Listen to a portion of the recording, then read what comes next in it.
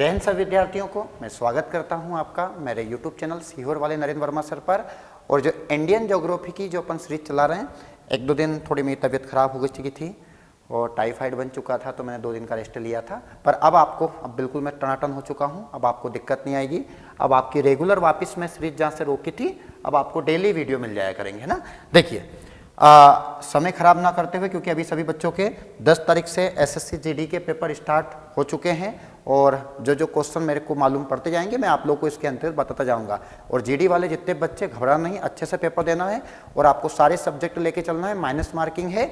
और साथ में 5 तारीख से पटवारी के फॉर्म भी भराना स्टार्ट हो चुके हैं, तो पटवारी के हिसाब से अपने लिए जो सीरीज चला रहा हूँ इसको आप लोग देखते रहना। और जिनका भी एसएससी जीडी का पेपर है, सारे के सारे विद्यार्थी पहले इन वीडियो को एक बार देख के जाए, है ना, आप लोग को बहुत फायदा मिलेगा इससे। चलिए देखिए, आज अपन स्टार्ट कर रहे हैं इसके अंतर्गत भारत का मानक समय। भारत का मानक समय, इंडियन ज्योग्राफी का जो परिचय अपन कर रहे हैं, जो टॉपिक वाइज जो मैं विस्तार दे रहा हूं, जिसमें मैंने आपको दर्रे करवाए हैं, इसके बाद तटीय राज्य करवाए हैं, इसके बाद एक टॉपिक है आज का जो टॉपिक है, बहुत जबरदस्त टॉपिक है। इसमें आप अपन चिकन रेखा देखेंगे, आज अपन अंथा देश देखेंगे, भू अवस्थित राज्य देखेंगे, डुरंड रेखा देखेंगे, रेड क्लिफ रेखा देखेंगे। आज पूरा फुल विस्तार में मैं आपको बताऊंगा, ध्यान से अपना नोट्स उठा लीजिए और साथ में आप लोग खुद लिखना तुरंत साथ में लिख दिया करो, क्योंकि अपन साथ में अगर नोट से बनाओगे तो आपको दिक्कत नहीं आएगी। देखिए, यह है मानक समय।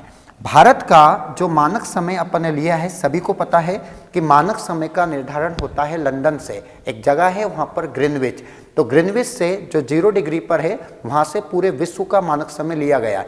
तो ग्रीनविच समय से भारत का मानक समय 5.5 घंटा आगे। कितना घंटा आगे? 5.5 घंटा आगे। तो मानक समय की अपन अगर बात करें तो ये अपन ने कहां से लिया है? तो ग्रीनविच किस जगह से लिया है? ग्रीनविच। और ग्रीनविच जो रेखा है, ग्रीनविच रेखा, यहां से जो भारत का मानक समय ये कितने डिग्री पर है? 0 डिग्री पर। कहां पर पड़ेगी ये? लंदन में पड़ेगी। कहां पर है ये? लंदन, है ना। लंदन जिसके ब्रिटेन बोलते हैं, ब्रिटेन इंग्लैंड की जो राजधानी है वो क्या है? अपनी लंदन है। ग्रीनविच रेखा 0 डिग्री। अब यहां से अपन ने जो अपना भारत का मानक समय लिया है, तो ये अपने ग्रीनविच से भारत का समय, ग्रीनविच से भारत का समय कितने घंटे आगे है? तो 5.5 घंटे आगे। कितने घंटे आगे? 5.5 घंटे आगे। ये हो गया 5.5 घंटे आगे। जब मैं आपको वर्ल्ड ज्योग्राफी पढ़ाऊंगा तो उसके अंतर्गत आपको पूरी ग्रीनविच वाला जो सिस्टम है वो आपको मैं बहुत अच्छे से बताऊंगा। तो भारत का मानक समय कहां से लिया अपन ने? ग्रीनविच रेखा से। ग्रीनविच रेखा कहां पड़ेगी? लंदन में। कितने डिग्री पर है? 0 डिग्री पर। एक क्वेश्चन, ग्रीनविच रेखा से भारत का जो समय है वो कितने घंटे आगे है? तो 5.5 घंटे आगे है। मतलब जो अपना समय होगा, जैसे अगर मैं आपसे बोलूं कि अपने भारत के अंतर्गत, या अपन बात करें कि लंदन में 12 बजा है, तो अपने भारत में कितना बजेगा? तो अपने भारत के अंतर्गत 5.5 घंटे आप लोग आगे कर लीजिए, तो अपना भारत का क्या मिल जाएगा? समय मिल जाएगा। तो वहां पर 12 है, तो भारत में आज अपना बचा है कितना? 5.5 बजेंगे, है ना। तो ये होता है ग्रीनविच समय। वहां पर जो भी लंदन में समय रहेगा उससे 5.5 घंटे आगे अपन ऐड कर देंगे, तो अपने भारत का समय निकल जाएगा। अब अपन बात करते हैं भारत का समय। तो अपना जो भारत का समय है ये 82.5 डिग्री रेखा आपको दिख रही है, ये 82.5 डिग्री रेखा ऐसे निकल के जा रही है यहाँ पर।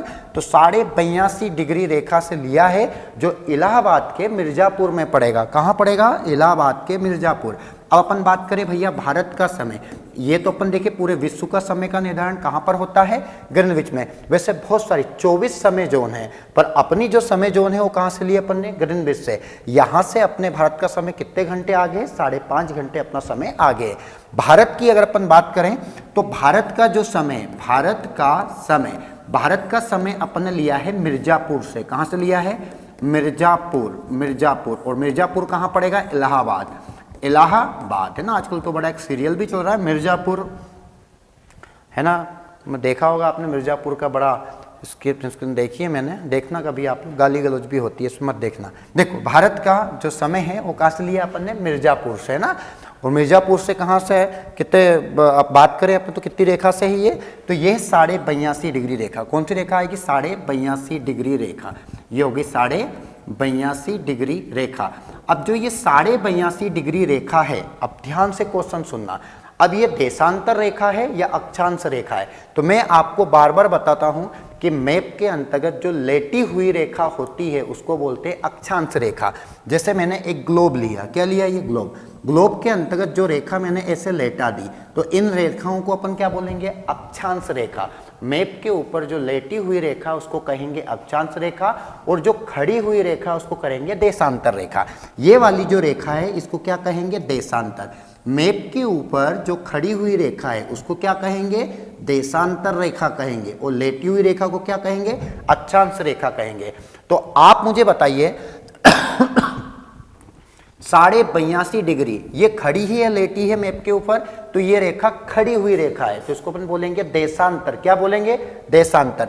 और ये होगा पूर्व में, तो 82.5 डिग्री, 82.5 डिग्री पूर्वी देशांतर। पूर्वी देशांतर मेन क्वेश्चन पेपर में ये है। आपको समय क्वेश्चन आ जाएगा कि भारत का मानक समय कहाँ से लिया, तो अपन क्या लगाएंगे? ग्रीनविच से लिया।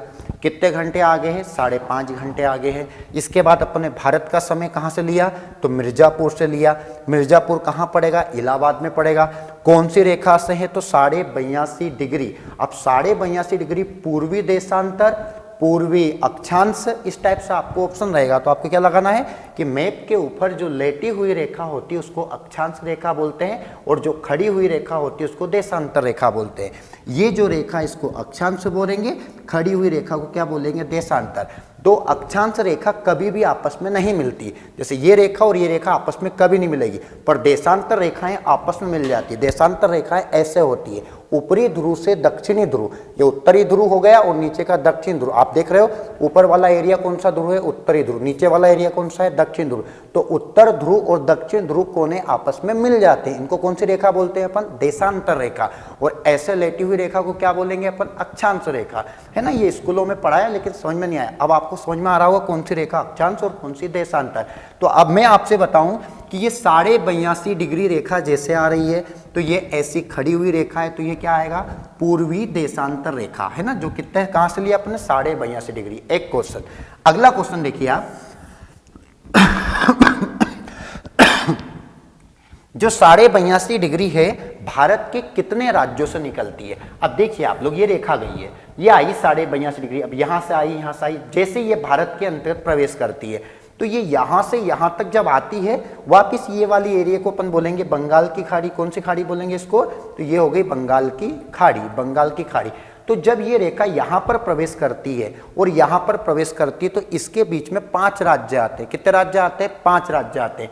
सबसे पहले तो उत्तर प्रदेश आएगा, क्योंकि उत्तर प्रदेश के मिर्जापुर से अपने लिया।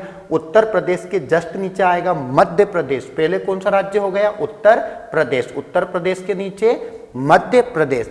मध्य प्रदेश के बाद आएगा छत्तीसगढ़। क्या आएगा? छत्तीसगढ़। छत्तीसगढ़ के बाद जो राज्य आएगा ना, वो आएगा आपका ओडिशा। कौन सा राज्य आएगा? ओडिशा। और लास्ट में आएगा आपका आंध्र प्रदेश। तो कितने राज्य होके जाती है? 5 राज्य। पहला राज्य उत्तर प्रदेश, यूपी के बाद एमपी, उत्तर प्रदेश के बाद मध्य प्रदेश के बाद सीधे कौन सा राज्य आएगा आपका? छत्तीसगढ़ के बाद ओडिशा के बाद आंध्र प्रदेश, वो सीधे जाके बंगाल की खाड़ी में होके ये रेखा निकल जाती है। चलो मैं एक बार आपको मैप में दिखा देता हूं। आप लोग अगर मैप में देखोगे, ये भारत का मैप है। अब ये भारत के मैप में अगर अपन देखेंगे इसको, तो ये रेखा आती है, तो कहां पर आएगी? उत्तर प्रदेश। तो पहला राज्य यूपी के बाद कहां आएगी? ये ऐसे आएगी। तो यूपी एमपी छत्तीसगढ़।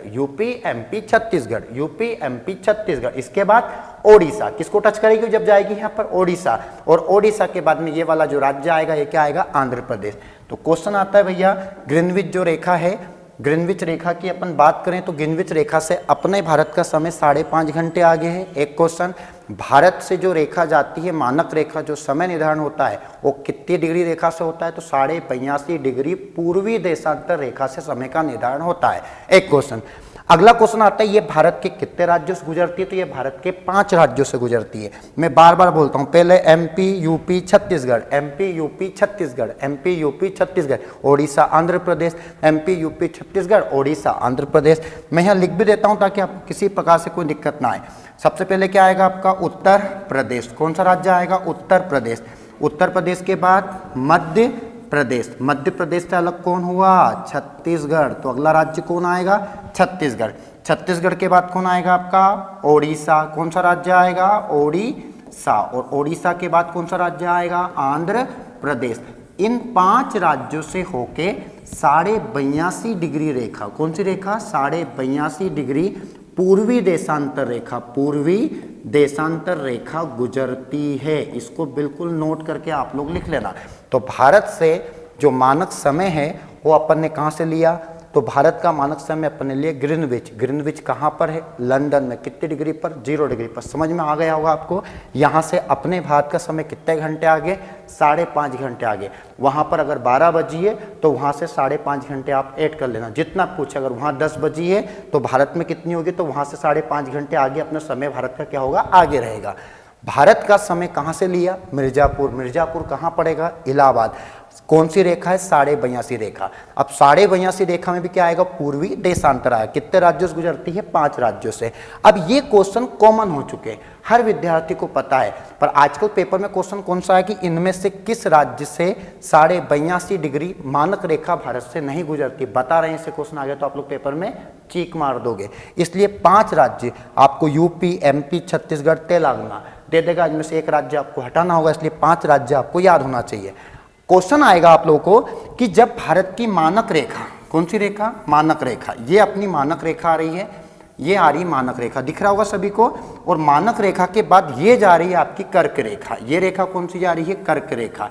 एक रेखा कौन सी आई? मानक रेखा। जब मानक रेखा, कौन सी रेखा? मानक रेखा। और ये है कर्क रेखा। कर्क रेखा की मैंने बहुत अच्छी कोडिंग दी, जिसने मेरा वीडियो नहीं देखा पहले वीडियो देखना। कर्क रेखा भारत के 8 राज्यों से गुजरती है। कितने राज्यों से गुजरती है? 8 राज्यों से कर्क रेखा गुजरती है। जहां से कर्क रेखा गुजरती है ना, वो राज्य बहुत गर्म हो जाता है। कर्क रेखा 8 राज्यों से कोडिंग थी। रात्रि में मछली झाप करके घूमी, रात्रि में मछली झाप करके घूमी, ये किसकी कोडिंग थी? अपनी कर्क रेखा की। तो जब कर्क रेखा निकलती है 8 राज्यों से, मानक रेखा निकलती है 5 राज्यों से। कर्क रेखा कितने राज्यों से निकलती है भैया? 8 राज्यों से निकलती है। मानक रेखा कितने राज्यों से? 5 राज्यों से। तो जब कर्क रेखा और मानक रेखा मिलती है तो कौन से राज्यों में दोनों रेखाएं आपस में मिलती है? ऊपर से कौन सी रेखा आ रही है? मानक रेखा। ऐसे कौन जा रही है? उसको बोलते हैं कर्क रेखा। ऊपर से कौन सी रेखा आ रही है? मानक रेखा। ऐसे कौन जा रही है? कर्क। जब ये दोनों रेखाएं आपस में मिलती है तो जगह कौन सी है? तो ये मिलती है छत्तीसगढ़ राज्य में। कहां पर मिलती है रेखा? छत्तीसगढ़ राज्य में मिलती है। याद रखना, ये क्वेश्चन बहुत आईएमपी। किस राज्य में मिलेगी ये? तो ये मिलेगी छत्तीसगढ़। मतलब कर्क रेखा और मानक रेखा दोनों कहां मिलेगी? छत्तीसगढ़। कर्क रेखा जो है अपने देखा था इसको कि कर्क रेखा जो है 23.5 डिग्री पर है। कर्क रेखा कितने डिग्री पर? 23.5 डिग्री पर है। और मानक रेखा कितने डिग्री पर है? 82.5 डिग्री पर है। जब कर्क रेखा और मानक रेखा दोनों मिलती है, कर्क रेखा और मानक रेखा दोनों मिलती है, किस राज्य में मिलती है? छत्तीसगढ़। अब छत्तीसगढ़ में भी किस जगह पर मिलती है? तो उस जगह का नाम है बैकुंठपुर। क्या नाम है उसका? बैकुंठपुर। पेपर में कई बार ये क्वेश्चन पूछा गया है, बैकुंठपुर। मैं लिख देता हूं यहां पर, ये जो जगह है, जगह का नाम है बैकुंठपुर। बैकुंठपुर कहां पड़ेगा? छत्तीसगढ़। क्वेश्चन आएगा मानक रेखा भारत के कितने राज्यों से गुजरती है? तो 5 राज्यों से। राज्य कौन आएगा? यूपी आएगा, एमपी आएगा, छत्तीसगढ़ आएगा, ओडिशा आएगा, आंध्र प्रदेश आएगा। जब कर्क रेखा निकलती है और ऊपर से कौन सी रेखा आती है? मानक रेखा। तो उन दोनों के बीच की जगह को अपन क्या कहते हैं? तो उसको बोलते हैं बैकुंठपुर कहते हैं। ये अपना मानक समय वाला टॉपिक मैंने कंप्लीट करवा दिया। अब जब मैं आपको वर्ल्ड ज्योग्राफी पढ़ाऊंगा ना, तो उसमें ग्रीनविच वाला समय, विश्व में जो 24 जोन है, सबसे ज्यादा जोन रूस में, तो सारे को अपन उधर पढ़ेंगे। ये अपन ने बात करें भारत का। एक क्वेश्चन। दूसरा ये वाला टॉपिक बहुत पेपर के लिए आईएमपी है।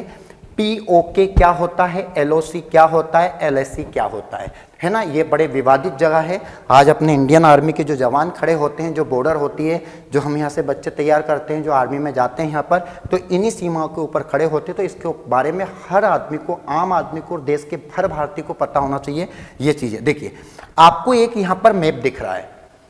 मैप अगर आप देख रहे होंगे यहाँ पर, तो मैप के अंतर्गत अपन देखें तो ये जो अपना इंडिया है, ये ऊपर वाला इंडिया अगर अपन देखें यहाँ पर, तो ये वाला एलओसी, एलओसी के ऊपर रेखा आती है पीओके। पीओके बोलते हैं पाक अधिकृत क्षेत्र। क्या बोलते हैं इसको? पाक अधिकृत क्षेत्र। पाक अधिकृत क्षेत्र का मतलब ये है कि जब 1947 में भारत का बंटवारा हुआ था, कब अलग हुआ था भारत? 1947 में। तो 1947 में जब भारत अलग हुआ था ना, तो कहा गया था कि जो जम्मू कश्मीर वाला एरिया है, कौन सा एरिया है? जम्मू कश्मीर। तो जम्मू कश्मीर वाला एरिया ने कह दिया था कि भैया ना तो मैं भारत के साथ रहूंगा और ना ही मैं, देखिए आप लोग यहाँ पर अपना ये वाला एरिया तो ऐसे दिखाया जाता है, ऐसा है ही नहीं। अभी तो ये वाला एरिया अपने पास है ही नहीं, इतना तो अपना एरिया कटा हुआ है, तो पीओके के अंतर्गत आता है ना, पर अपनी डिजाइन के लिए उसको रखा गया। तो कहा गया था पीओके 1947 के अंतर्गत जम्मू कश्मीर राज्य में कश्मीर चाहते थे कि हम हमारी रियासत अलग रखेंगे, हम भारत के अंतर्गत शामिल नहीं होना चाहते हैं।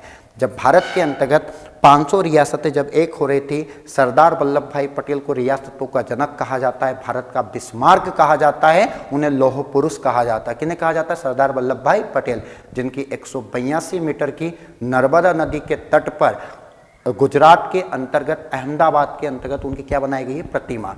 तो जिसको बोलते हैं स्टैच्यू ऑफ यूनिटी बनाई गई है। तो कहा जाता है कि जो पीओके वाला भाग है, ये पीओके वाला भाग है, तो जम्मू कश्मीर के कुछ लोगों ने मना कर दिया कि हम ना तो भारत के साथ रहेंगे और ना ही पाकिस्तान के साथ रहेंगे। ये किसने मना कर दिया? जम्मू कश्मीर के अंतर्गत कश्मीर वाला जो एरिया था, जो मुद्दा है, जिसको पीओके बोलते हैं। अब 1947 के बंटवारे के बाद पाकिस्तान के अंतर्गत कुछ निवासी है, वहां की जो जाति है उसको बोलते कबीलाई जाति। कौन सी जाति बोलते? कबीलाई जाति। तो इस कबीलाई जाति ने क्या करा? जम्मू कश्मीर के ऊपर आक्रमण कर दिया। अब जब जम्मू कश्मीर के ऊपर आक्रमण कर दिया, तो जम्मू कश्मीर के लोग जो है वहां से भगे हुआ है भारत के पास में। उस समय भारत के गृह मंत्री थे सरदार वल्लभ भाई पटेल। तो सरदार वल्लभ भाई पटेल से मदद मांगी, वहां के राजा हरि सिंह थे। जब सरदार वल्लभ भाई पटेल उनके पास गए थे, हरि सिंह जी के पास में, कि आप भारत के अंतर्गत विलय हो रहा है तो आप शामिल होना चाहते हो, तो उन्होंने मना कर दिया।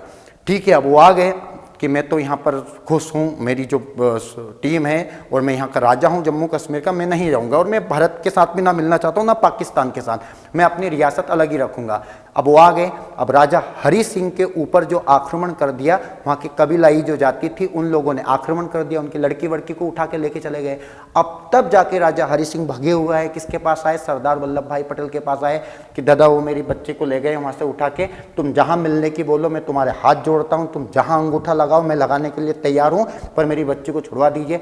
तब जाके सरदार वल्लभ भाई पटेल ने वहाँ के इलाके में वापिस हमला किया। तो उन लोगों ने जो इलाका जीत लिया था, भारत के कुछ क्षेत्र कश्मीर वाला एरिया उन लोगों ने जीत लिया था, तो अपन ने उसको वापस उनसे छुड़ा लिया। लेकिन जब तक ये मुद्दा कहाँ फंस गया? यूएनओ चला गया। तो आज भी वो मुद्दा यूएनओ के अंतर्गत फंसा हुआ है ना, उस पर आज भी चल रहा है। तो उस वाले क्षेत्र को पहले उसको पाकिस्तान, जो कश्मीर वाला एरिया था, पाकिस्तान पे उन्होंने हमला करके उसको जीत लिया था, बाकी अपन ने वापिस उनको खदेड़ दिया था, यहाँ से भगा दिया था। तो उस वाले क्षेत्र को बोलते पीओके, पाक अधिकृत क्षेत्र। पाक अधिकृत क्षेत्र आज अपनी भारत की जो सबसे कम सीमा लगी है अफगानिस्तान से, वो इस वाले इलाके से ही लगी है, जिसको क्या बोलते हैं अपन? पीओके। तो अपन को क्वेश्चन आता है पीओके, पाक अधिकृत क्षेत्र की अपन बात करें तो ये पीओके किन दो देशों के बीच में है? तो भारत और पाकिस्तान है ना, पाक अधिकृत कश्मीर। आज भारत की जो सबसे ऊंची चोटी है केटू गाडविन आइस्टीन, जिसकी ऊंचाई 8611 मीटर है। कितने मीटर है? 8611 मीटर है। 8611 मीटर वो किस में आती है? पीओके में आती है। एक क्वेश्चन समझ में आया आपको इतना? ये तो पीओके किन के बीच में? भारत और पाकिस्तान। अगला आता है एलओसी। क्या आता है यहाँ पर? एलओसी। ये जो एलओसी लिखा है, क्वेश्चन आता है एलओसी को क्या बोलते हैं अपन? तो आप लोग यहां देख रहे हो line of control. Line of control LOC किन के बीच में है? तो एलओसी ये भारत और पाकिस्तान के बीच। एलओसी भी किसके बीच में है? तो ये पाकिस्तान है और ये क्या है? इंडिया। तो इंडिया और भारत के बीच आपको एक रेखा खींची हुई आ रही होगी यहाँ पर रेड कलर की, ये दिख रही होगी, इसको ये अपन क्या बोलते हैं? एलओसी। तो एलओसी यहाँ पर अपनी सेना खड़ी हुई है। तो एलओसी की अपन बात कर, देखो रेड क्लिप रेखा हुई, डुरंड रेखा हुई, मैकमोहन रेखा हुई, ये तो अलग है। साथ में और अपनी जो सेनाओं की बॉर्डर है जहां पर खड़ी रहती है अपने आर्मी वाले, वो कहां पर है? एलओसी के ना। अपन देखते थे एलओसी में आज हमला हुआ, एलओसी में इतने जवान मारे गए, तो यहां पर है। तो एलओसी को अपन क्या बोलेंगे? Line of control. भैया इस लाइन से आप अपने उधर अपने इधर, इधर ना तो आएंगे ना अपन उधर जा सकते हैं, तो इसको बोलते हैं लाइन ऑफ कंट्रोल। किसके बीच में? तो ये भारत के बीच में और किसके बीच में? पाकिस्तान के बीच। पीओके, पीओके पाक अधिकृत क्षेत्र। अब ना तो यहाँ पर कश्मीर का है अधिकार, और ना तो यहाँ पाकिस्तान का अधिकार है, और ना ही अभी भारत का अधिकार है ना। तो ये वाली जगह को क्या बोलते हैं, POK बोलते हैं। अब देखियो LOC किसके बीच में, भारत और पाकिस्तान। अब ये वाला एरिया है, ये वाला एरिया आपको दिख रहा होगा, इसको मैं हटा देता हूँ यहाँ पर। ये वाला जो एरिया आपको दिख रहा है यहाँ पर, देखिए आप लोग, ये वाला जो एरिया दिख रहा है, इतना वाला जो एरिया है, तो पाकिस्तान ने क्या करा सन 1963 में। अब ये वाला एरिया ना तो पाकिस्तान का है, भारत के अंडर में है, अभी कुछ हुआ नहीं, ये भारत के पास में है। तो पाकिस्तान ने क्या करा 1963 में, पाकिस्तान ने ये वाला एरिया चीन को दे दिया। किसको दे दिया, चीन को दे दिया। देखिए अब ये POK वाला भाग है, ना तो अभी वो भारत के पास में है, ना भी पाकिस्तान के पास में है, लेकिन इन लोगों ने 1963 में ये वाला जो भाग है, अपने वाला भाग है ना, ये किसको दे दिया, चाइना को दे दिया। किसको दे दिया, चाइना को दे दिया, है ना। तो ये वाला एरिया किसको चला गया, चीन को चला गया। ये तो अपनी बात करी LOC की। अब अपन बात करते हैं किसकी, यहाँ पर LAC की।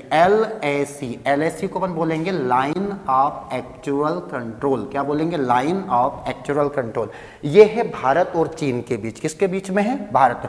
LAC पूछे तो किसके बीच में, भारत और चीन। LOC Bharat Pakistan, POK Bharat Pakistan.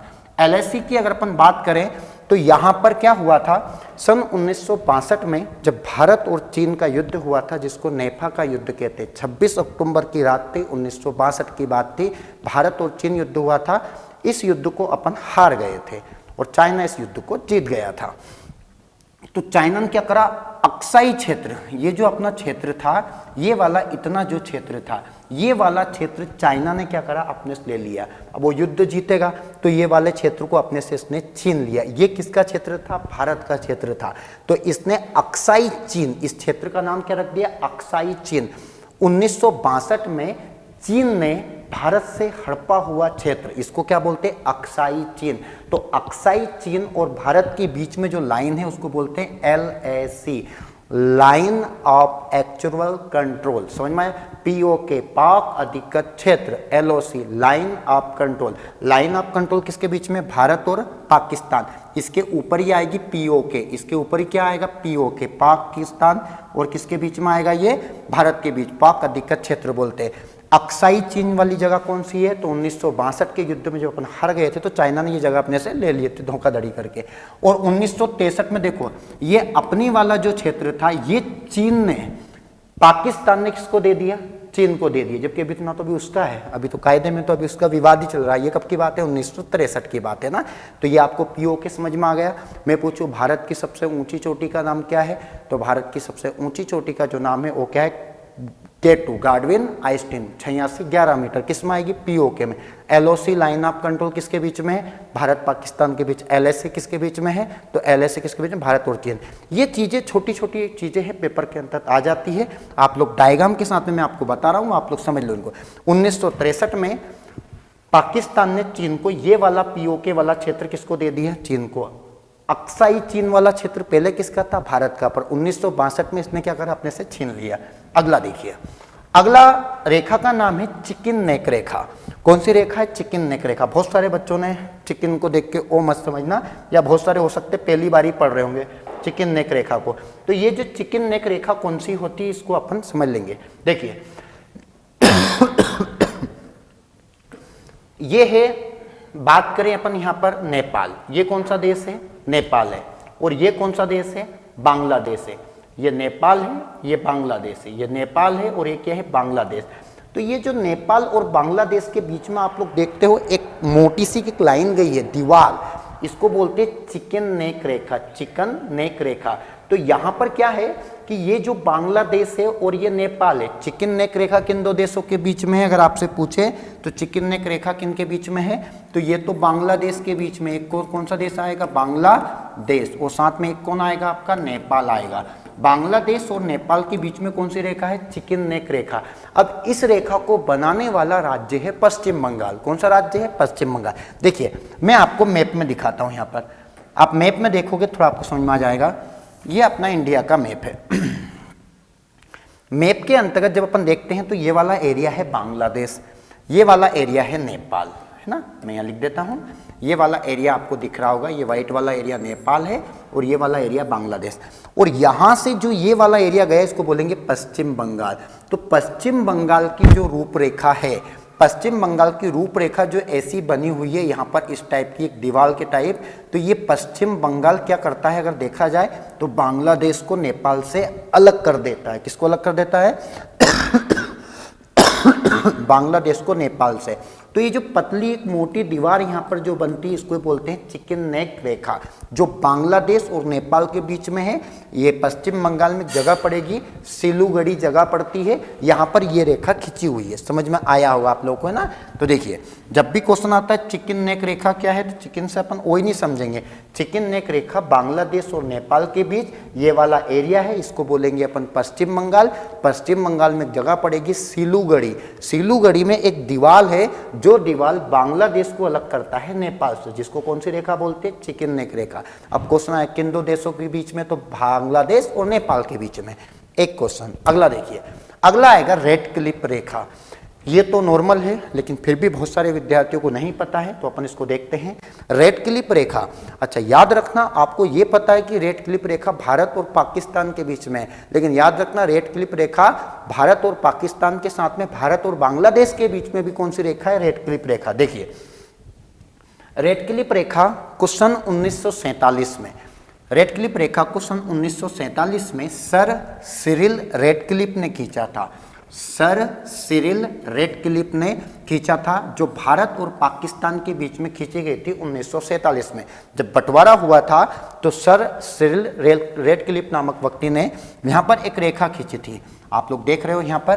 तो ये जो रेखा दिख रही है इसको बोलेंगे अपन रेडक्लिफ रेखा। कौन सी रेखा है? रेडक्लिफ रेखा। ये रेड रेड दिख भी रहा है आपको ना, ये रेडक्लिफ रेखा है। ये कौन सा अपना इंडिया है और ये क्या है? पाकिस्तान। तो इसको खींचा गया था 1947 में। लेकिन 1947 में जो पाकिस्तान की अगर बात करें तो पाकिस्तान पहले दो थे। इस वाले पाकिस्तान को अपन बोलेंगे पश्चिमी पाकिस्तान। कौन सा पाकिस्तान था? ये पश्चिमी पाकिस्तान। और ये जो आपको दिख रहा है यहाँ पर बांग्लादेश, किसकी बात कर रहे हैं अपन? बांग्लादेश। तो ये जो बांग्लादेश में भी आपको एक रेखा दिख रही होगी, एक मिनट में छोटा कर देता हूं, आपको ये दिख रहा होगा बांग्लादेश। तो आपको जो रेड कलर का दिख रहा है बांग्लादेश, अगर अपन इसकी बात करें बांग्लादेश की, तो ये जो रेखा खींची गई है इसको, ये वाला जो एरिया है अपना बांग्लादेश, तो बांग्लादेश को पहले बोलते थे पूर्वी पाकिस्तान। क्या बोलते थे इसको पहले? पूर्वी पाकिस्तान। पाकिस्तान तो पश्चिम में था ही सही, तो उसको तो बोलते थे पश्चिमी पाकिस्तान। और इस बांग्लादेश को क्या बोलते थे? पूर्वी पाकिस्तान। बांग्लादेश को क्या बोलते थे? पूर्वी पाकिस्तान। तो जब बंटवारा हुआ था 1947 के अंतर्गत, तो ये जो बांग्लादेश वाला एरिया था, बांग्लादेश वाला जो एरिया था ये पश्चिमी पाकिस्तान था और ये पूर्वी पाकिस्तान था। पश्चिमी पाकिस्तान, पूर्वी पाकिस्तान। पाकिस्तान का इस पर अधिकार था। पर 1971 का जो अपन युद्ध जीते थे तो उसके बाद में बांग्लादेश ये स्वतंत्र हो चुका था। तब तक ये पूर्वी पाकिस्तान के नाम से जाना जाता था। तो ये जो रेड रेखाएं आपको दिख रही है, तो ये रेड रेखा दो देशों के बीच में खींची थी, भारत के साथ पाकिस्तान और भारत के साथ बांग्लादेश। तो याद रखना रेड क्लिप रेखा, कौन सी रेखा? रेड क्लिप रेखा भारत पाकिस्तान और भारत बांग्लादेश के साथ कब खींची थी? 1947 में। बांग्लादेश को पहले क्या बोला जाता था? तो बांग्लादेश को पहले बोला जाता था पूर्वी पाकिस्तान। पूर्वी पाकिस्तान। और पश्चिमी पाकिस्तान तो था ही सही। 1971 में अपन ने भारत पाकिस्तान जब युद्ध हुआ अपन उसको जीते थे, तो वो युद्ध इसके चक्कर में हुआ था और साथ में अपन ने इसको स्वतंत्र देश घोषित कर दिया था। इसी से चाइना अपने से चिढ़ गया था। देखिए अगला आएगा मैकमोहन रेखा। कौन सी रेखा? मैकमोहन रेखा। आपको दिख रही होगी मैप के अंतर्गत, ये जो मैप दिख रहा है अपन देखें यहाँ पर, तो ये अक्साई चीन जो है, अक्साई चीन वाला एरिया है। अपन ने, मैंने आपको बताया था कि 1962 में अक्साई चीन वाला एरिया उन्होंने ले लिया था। तो ये इतने जो एरिया में रेखा है, इसका यहाँ तक तो हो गई मैकमोहन रेखा। फिर ये नेपाल हो गया, तो इससे अपन कोई मतलब नहीं। इसके बाद जो अरुणाचल प्रदेश वाले एरिया में फिर जो दूसरी रेखा है, तो ये अरुणाचल प्रदेश और साथ में अक्साई चीन वाले एरिया में जो मैकमोहन नामक रेखा खींची गई थी सन 1914 में। तो मैकमोहन रेखा कितने देशों के बीच में? तो भारत और चीन के बीच। ये चाइना हो गया और ये कौन हो गया? भारत। और इसको खींचा गया था सन 1914 में। कब खींचा गया था? 1914 में। लेकिन अब सोचिए, अक्साई जो चीन था, कौन सा चिन्ह था? अक्षय चिन्ह। ये तो 62 में गया, मतलब पहले मैकमोहन रेखा कहां पर थी? तो बस अरुणाचल प्रदेश के पास। किसके पास थी? अपनी अरुणाचल प्रदेश वाले एरिया में थी। बाद में इस एरिया को यहां पर ऐसे बढ़ा दिया गया था। देखिए मैकमोहन रेखा भारत और चीन के बीच सन 1914 में सर हेनरी मैकमोहन ने इस रेखा को खींचा था। ये आपको समझ में आ गया होगा। अगला देखिए डुरंड रेखा। डुरंड रेखा की अपन बात करें तो डुरंड रेखा देखो 1947 में भारत से अलग कौन हो गया? पाकिस्तान। अब 47 तक तो पाकिस्तान भारत के साथ था ही सरी। तो अब यहां पर अपन देखते हैं कि इससे पहले जो डुरंड रेखा थी, अब पाकिस्तान जब अपने पास में रहेगा तो अपनी सीमा कहां तक लगेगी? अफगानिस्तान तक लगेगी। अपनी सीमा भारत और अफगानिस्तान के बीच में थी। तो अफगानिस्तान और भारत, किसकी बात करें अपन? अफगानिस्तान और भारत। तो पहले कहा जाता है कि डुरंड रेखा सन 1896 में मार्टिमर डुरंड नामक व्यक्ति ने 1896 में इसको खींचा था भारत और अफगानिस्तान के बीच, क्योंकि 1947 में पाकिस्तान अपने साथ 1947 तक था, तब तक अपने पास था। तो अपना एरिया और बढ़ गया, अपना एरिया और बढ़ जाएगा। अपनी सीमा कहां तक लगती थी? अफगानिस्तान तक लगती थी। तब जाके 1896 में डुरंड रेखा भारत और अफगानिस्तान के बीच थी, लेकिन 1947 में भारत से अलग कौन हो गया? पाकिस्तान। तो आप देखो ये पाकिस्तान है और ये कौन है? अफगानिस्तान। मतलब जब भारत था तो यहां तक का जो एरिया था, ये डुरंड रेखा, ये 1896 तक अपने पास थी। किसके पास में थी? भारत और अफगानिस्तान के बीच। अब ये भाई साहब चले गए तो अपन ने इंडिया यहां पर है तो अपन ने खींच दी यहां पर रेड क्लिप रेखा। कौन सी रेखा हो गई? Red clip. अब रेड क्लिप रेखा किसके बीच हो गई? इंडिया और पाकिस्तान के बीच। अब ये रेखा तो पहले ही खींचा गई थी, अब ये रेखे को खींचने की जरूरत ही नहीं पड़ी। तो ये पाकिस्तान और अफगानिस्तान के बीच में आपरूपी ये रेखा चली गई। तो अपन कह सकते हैं कि पाकिस्तान अफगानिस्तान के बीच में जो ये रेखा तो पहले हो चुका था, इसका बंटवारा तो सन 1896 में हो चुका था। पर ये जब रेखा खींची गई तो अब बात करें पाकिस्तान अफगानिस्तान के बीच में कौन हो गई? तो इनके बीच में हो गई डुरंड रेखा। इंडिया और पाकिस्तान के बीच कौन सी रेखा हो गई? तो इनके बीच हो गई रेड क्लिप रेखा। समझ में आ गया? इसको कब खींचा गया? 1947। और ये तो पहले खींच गई थी 1896 में, अंग्रेजों के समय इस रेखा को तो खींच दिया गया था, है ना। तो ये आपको समझ में आ गया होगा। अगला बात करें अपन सेवन सिस्टर की। किसकी बात करें अपन यहाँ पर? Seven sister. एक मिनट में तो छोटा कर देता हूँ।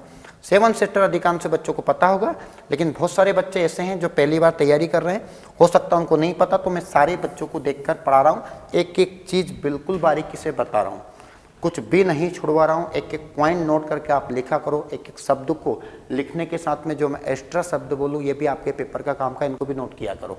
देखिए आप लोग सेवन सिस्टर, सेवन सिस्टर की बात करें अपन यहाँ पर तो भारत के पूर्व, इनको ये है उत्तर वाला एरिया और ये है पूर्वी वाला एरिया, तो इनको बोलते हैं उत्तर पूर्वी राज्य। उत्तर पूर्वी राज्य, उत्तर पूर्वी राज्य कहलाते हैं सेवन सिस्टर राज्य। कौन से राज्य कहलाते हैं? सेवन सिस्टर राज्य। तो सेवन सिस्टर राज्य में टोटल 7 राज्य। कितने राज्य? 7 राज्य। मैं यहाँ अच्छे से लिख देता हूँ 7 राज्य, आपको समझ में आ जाएगा। सबसे पहला आएगा यहाँ पर असम। क्या आएगा यहाँ पर? असम।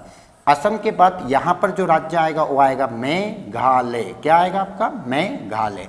मेघालय के बाद में इधर जो राज्य आएगा वो आएगा अरुणाचल प्रदेश। अरुणाचल प्रदेश। अरुणाचल प्रदेश के जस्ट नीचे जो राज्य आएगा उसका नाम है नागालैंड। क्या नाम है? नागालैंड। नागालैंड के नीचे जो राज्य आएगा उसका नाम है मणिपुर। क्या नाम है? मणिपुर। मणिपुर के नीचे जो राज्य आएगा उसका नाम है अपना मिजोरम। मिजोरम। और मिजोरम के बाद जो राज्य आएगा उसका नाम है त्रिपुरा। क्या नाम है? त्रिपुरा। आपको पता है त्रिपुरा भारत का एक ऐसा राज्य, देखिए आप लोग यहाँ पर जो मैंने मैप में लिखा है ये आपको सब समझ में आ जाएगा। यहाँ पर ये हो गया आपका असम। याद रखना असम भारत का एक ऐसा सेवन सिस्टर राज्य है जिसकी सीमा भारत के 6 सेवन सिस्टर राज्यों से लगी है। असम की सीमा कितने से लगी है? 6 से। ये असम हो गया। असम के बाद में इसके साइड में आ गया मेघालय। मेघालय के बाद में ऊपर आ गया अरुणाचल प्रदेश, इसके बाद आ गया नागालैंड, इसके बाद आ गया मणिपुर, इसके बाद आ गया मिजोरम, त्रिपुरा। त्रिपुरा बांग्लादेश से तीनों ओर पानी से घिरा हुआ, यह बांग्लादेश से घिरा हुआ राज्य कौन सा है? त्रिपुरा। तो अब देखो इसकी सीमा, मतलब असम जो राज्य है इसकी सीमा कितने राज्यों से लगी है? Seven sister. तो इसकी सीमा लगी है 7 राज्यों से। कितने? 6 राज्यों से। कितने राज्यों से लगी है? 6 राज्यों से इसकी सीमा लगी है। आपको समझ में आ गया। अब असम के ऊपर यहाँ पर राज्य आता है सिक्किम। कौन सा राज्य आता है? सिक्किम। जब भी क्वेश्चन आएगा कि क्या सिक्किम 7 सिस्टर राज्य है, तो नहीं है, सिक्किम भारत में 7 सिस्टर राज्य में नहीं है। 1975 को इसको राज्य का दर्जा दिया गया था, है ना। अब देखिए, भारत में 7 सिस्टर राज्य में कौन सा राज्य नहीं आता? तो सिक्किम नहीं आता। कितने राज्य है? 7 राज्य है। कितने राज्य है? 7 राज्य। याद रखना है इसको ना। असम, मेघालय, त्रिपुरा, मिजोरम, मणिपुर, नागालैंड, अरुणाचल प्रदेश। सबसे बड़ा 7 सिस्टर राज्य पूछे क्या लगाना है आपको? असम लगाना है। समझ में आ गया होगा। नॉर्मल है, कॉमन चीज है, जो सबको पता होगा। अगला आएगा, आपको जो नहीं पता उनको अपन थोड़ा जहाँ टारगेट करेंगे। जैसे ये अंतस्थ देश। अंतस्थ देश एक भू अवस्थित देश होता है, भू अवस्थित राज्य होता है। तो यहाँ पर एक आपने पहली बार नाम सुन रहे होंगे, यहाँ पर ये बफर, जैसे बहुत सारे बच्चे नहीं जानते हैं, बफर देश। और ये आएगा सैंडविच। क्या आएगा? सैंडविच। मैं आपको बिल्कुल लेवल का पढ़ा रहा हूँ। कोई सा भी पेपर देना आप भारत सरकार का, आपका इससे ज्यादा बाहर क्वेश्चन नहीं जाएगा। बफर देश और सैंडविच देश। बफर देश और कौन सा देश है? सैंडविच देश। जिन विद्यार्थियों का वर्ग 1 का पेपर है और जिनके पास इतिहास है या सोशल साइंस है, तो रिक्स मत लेना। वर्ग 1 वर्ग 2 एक बार मुझसे पूरा का पूरा ऑफलाइन कोचिंग चल रही है। वर्ग 1 वर्ग 2 में इतिहास वाला जो विद्यार्थी हो कि मेरा उससे एमए है, और साथ में अगर अपन बात करें तो सोशल साइंस का जो भी भाग है 120 नंबर का आएगा। बिल्कुल रिक्स ना लेना, मुझसे पढ़ लेना। हिंदी साहित्य वाले जो भी विद्यार्थी हैं, हिंदी साहित्य की मैं क्लास लेता हूं, और साथ में सोशल साइंस वाले जो भी विद्यार्थी है या वर्ग 1 में जिनके पास में कोई सा भी भाग हो, इकोनॉमिक्स हो, इतिहास हो, संविधान हो, जो भी हो, एक बार उसको मुझसे आप लोग पढ़ना। यहाँ पर पेपर निकल जाएगा आप लोगों का, है ना। वर्ग 1 जैसी नौकरी को छोड़ना नहीं, बहुत मुश्किल से मिलते और कोई पढ़ाता नहीं है सेजमेंट टीच सब्जेक्ट को। तो मेरा नाम ही सीओर में जीके के लिए चल रहा है, तो ये जीके वाले पार्ट जो भी है इसको आप यहाँ पर कवर करना। देखिए, अंतःस्थिर देश। कौन सा देश आएगा? अंतःस्थिर देश। बफर देश, और इसको बोलते हैं सैंडविच देश। देखो नया, सैंडविच का मतलब ये होता है, या बफर देश या अंतःस्थिर देश का मतलब ये होता है कि दो ताकतवर देश, दो ताकतवर देश, जैसे ये ताकतवर देश और एक ताकतवर देश, और बीच में कोई से देश फंस जाते हैं तो सैंडविच रहता ना, नीचे भी ऊपर भी मसाला रहता है, उसको चबा देता है, तो इसको बोलते हैं सैंडविच। इनको ही बोलते हैं बफरंता देश। तो दो ताकतवर देश जो कमजोर देशों को बीच में दब जाते हैं, वो देश कहलाते हैं अंतःस्थिर देश और बफर देश। आप लोग अगर यहाँ पर देखेंगे मैप में, तो आप लोग देख के ही बता सकते हैं अब इसके अंतर कौन से होंगे। तो ये ताकतवर देश तो एक तो हो गया चीन, एक ताकतवर देश अपना कौन हो गया? इंडिया हो गया, ये भारत हो गया, ये चीन और ये इंडिया। अब ये नेपाल और भूटान, ये दोनों ताकतवर देशों के बीच में चबक गए, तो इनको बोलेंगे सैंडविच। तो क्वेश्चन आता है ये कौन से देश हैं ऐसे? तो ये जो देश हैं ये कौन कौन से? एक तो नेपाल हो जाएगा और एक कौन हो जाएगा? भूटान हो जाएगा, भूटान। क्वेश्चन आता है, अगर आप लिखना चाहो तो लिख सकते हो। अंतःस्थिर देश, बफर देश वहाँ देश कहलाते हैं जो दो बड़े ताकतवर देशों के बीच में जो देश फंस जाते हैं उनको बोलते हैं सैंडविच देश। कौन कौन से हो? नेपाल और भूटान। आगे देखिए, आगे अपन देखें भू अवस्थित राज्य। भू अवस्थित राज्य वहाँ राज्य होते हैं जिनकी सीमा ना तो किसी समुद्र को छूती है और ना ही किसी अंतरराष्ट्रीय देशों को टच करती है। नहीं आया समझ, मुझे भी नहीं आया। एक बार देखो, जैसे अपना मध्य प्रदेश है, अपना मध्य प्रदेश भारत में बीचों बीच है। अपना मध्य प्रदेश भारत में क्या है? बीचों बीच। आपको ये दिख रहा है अपना मध्य प्रदेश।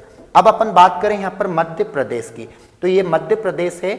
मध्य प्रदेश की सीमा 5 राज्यों को छूती है। ऊपर में उत्तर प्रदेश, इधर पश्चिम में राजस्थान, पश्चिम में गुजरात, दक्षिण में महाराष्ट्र और पूर्व में छत्तीसगढ़। अब मुझे बताओ इसकी सीमा कितने राज्यों को छूती है? 5। तो ना तो इधर कोई समुद्र आया और ना ही कोई दूसरा देश आया। जैसे राजस्थान के साइड में क्या लगा है? पाकिस्तान लगा हुआ है। लद्दाख के साइड में क्या लगा है? चीन लगा हुआ है।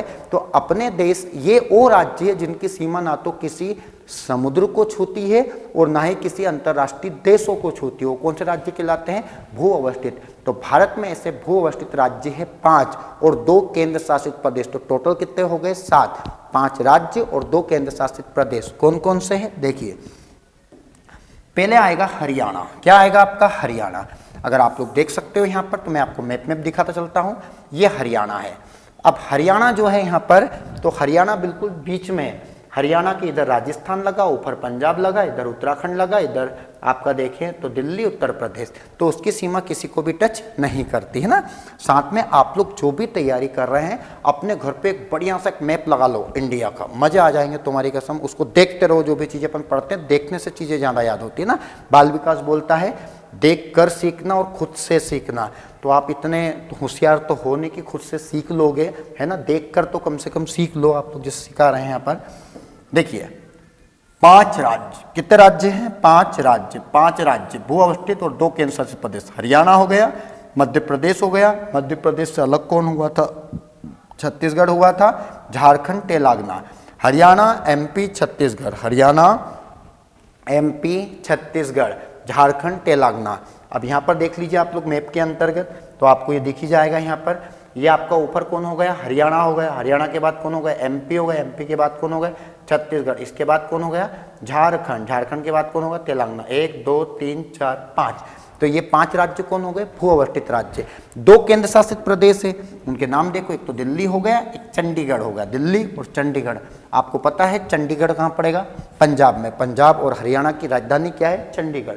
ये आप लोग यहाँ पर लिखा है पंजाब के नीचे, और ये दिल्ली है। तो 2 केंद्र शासित प्रदेश और 5 राज्य। मैं बहुत आराम से नॉर्मल लैंग्वेज अपने एमपी की भाषा, मालवी भाषा में पढ़ा रहा हूँ एक एक चीज़। फिर भी अगर कोई शब्द में दिक्कत आती है तो आप मुझे बता दिया करना, है ना। बाकी मैं चाहता हूँ, आपसे निवेदन है कि बस अपने नोट से बना लीजिए। तो ये आज जो मैंने आपको टॉपिक पढ़ा है, इसमें आज मैंने आपको कितनी सारी चीज़ें करवा दी।